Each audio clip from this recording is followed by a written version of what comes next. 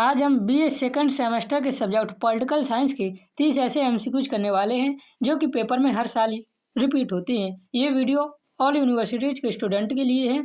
यदि आपका paper political theory and concept का है, इन 30 क्वेश्चन को देखे बिना पेपर में बिल्कुल भी ना जाए, क्योंकि ये बार बार रिपीट हुई क्वेश्चन है। चैनल पर नए हैं तो चैनल को सब्सक्राइब जरूर कर देना, और पीडीएफ के लिए आप हमें टेलीग्राम पर मैसेज कर सकते हैं। तो चलिए शुरू करते हैं बीए सेकंड सेमेस्टर के सब्जेक्ट पॉलिटिकल साइंस के 30 most repeated MCQs.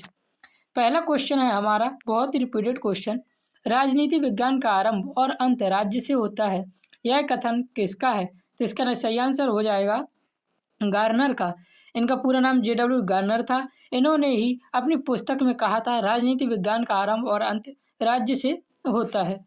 Question number दूसरा है प्लेटो की अध्ययन पद्धति क्या थी? तो इसका सही आंसर हो जाएगा निगमनात्मक पद्धति। इन्होंने निगमनात्मक पद्धति का उपयोग किया, जिसमें सामान्य सिद्धांत जैसे न्याय और आदर्श राज्य को पहले मान लिया जाता है। क्वेश्चन नंबर तीसरा है यूटोपिया पुस्तक किसकी है? तो इसका सही आंसर हो जाएगा थॉमस मूर की। यूटोपिया पुस्तक 1516 में प्रकाशित सर थॉमस मूर की प्रसिद्ध पुस्तक है, जिसमें उन्होंने एक ऐसे काल्पनिक और आदर्श द्वीप समाज का वर्णन किया है जहाँ सब कुछ पूर्णतः न्याय संगत होता है। याद रखना, यूटोपिया पुस्तक में क्या है? समाज का वर्णन है जिसका सब कुछ क्या है? पूर्णतः न्याय संगत है। क्वेश्चन नंबर चौथा है अर्थशास्त्र नामक पुस्तक के लेखक कौन है?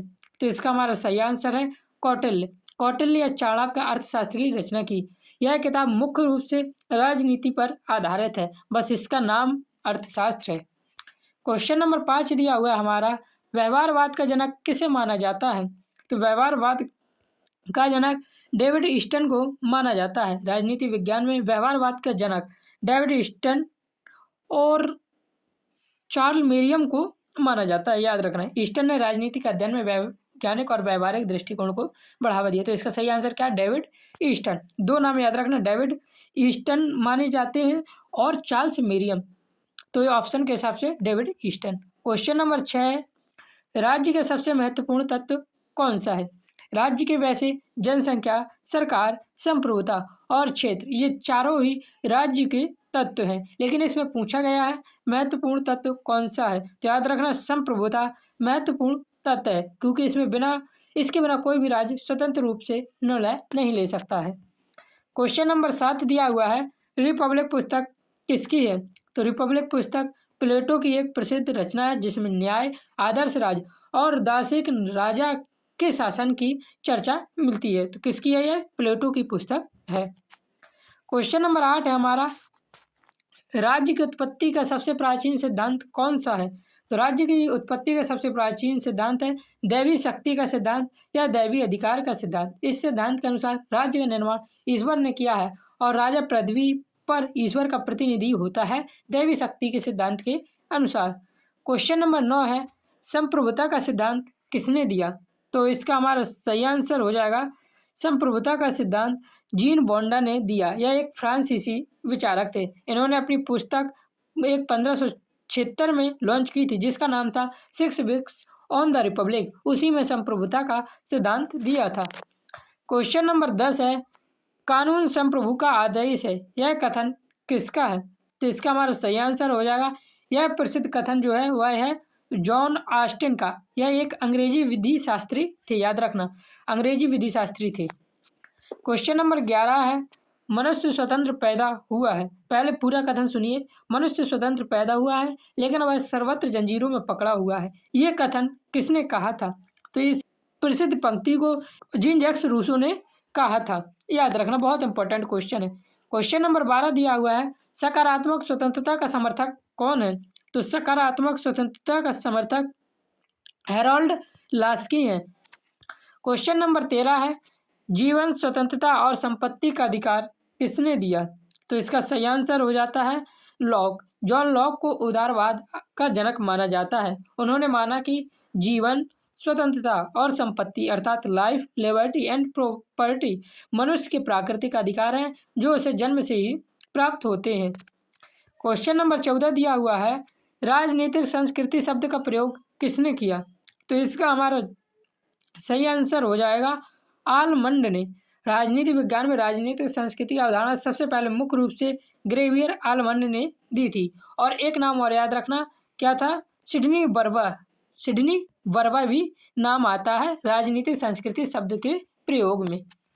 क्वेश्चन नंबर 15 दिया हुआ है, पॉलिटिक्स इन इंडिया पुस्तक किसकी है? तो यह पुस्तक है रजनी कटोरी की। पॉलिटिक्स इन इंडिया पुस्तक प्रसिद्ध भारतीय राजनीति शास्त्री रजनी कटोरी की उत्कृष्ट रचना है, जिसमें उन्होंने भारतीय राजनीतिक व्यवस्था और जाति राजनीति के समीकरणों का विश्लेषण किया था। किसमें? पॉलिटिक्स इन इंडिया में। क्वेश्चन पूछा जा सकता है, पॉलिटिक्स इन इंडिया में किसका विश्लेषण है? तो राजनीतिक व्यवस्था और जाति राजनीति के समीकरणों का विश्लेषण है पॉलिटिक्स इन इंडिया में।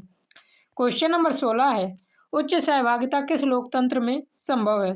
तो उच्च सहभागिता प्रत्यक्ष लोकतंत्र या डायरेक्ट डेमोक्रेसी कहा जाता है, इसी में ही संभव है। क्वेश्चन नंबर 17 है, संपत्ति चोरी है किसने कहा? तो इसका हमारा सही आंसर हो जाएगा प्रूदो। इनका पूरा नाम था पियर जोसेफ प्रूदो। इन्होंने अपनी पुस्तक व्हाट इज प्रॉपर्टी में यह प्रसिद्ध नारा दिया था कि संपत्ति चोरी है, प्रॉपर्टी इज थेफ्ट है, ये इनका प्रसिद्ध नारा था। कौन सी पुस्तक में दिया था? तो याद रखना, इनकी पुस्तक थी what is property. Question number 18 दिया हुआ है, वैज्ञानिक समाजवाद का जनक कौन है? तो इसका हमारा सही आंसर हो जाएगा, देखिए इसके दो आंसर सही है, मार्क्स और एंगल्स। कार्ल मार्क्स और फ्रेडरिक एंगल्स को वैज्ञानिक समाजवाद का जनक माना जाता है।